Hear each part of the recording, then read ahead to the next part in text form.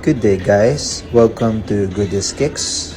And ang feature natin naman ngayon ay itong Curry 13 na Girl Dad colorway.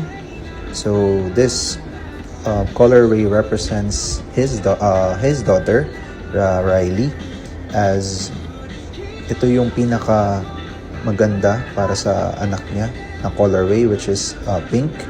Nag-start ang Girl Dad sa Curry 9, wherein inalabas din yung Curry 9 na Sesame Street collection. So here guys, meron tayong Curry 13 na flow outsole. So hindi ito yung typical na nirelease dito sa Philippines. So si Goodies lang nagkaroon nito. At kung gusto nyo makakap nito, PM nyo lang kami dito sa aming TikTok. Thank you.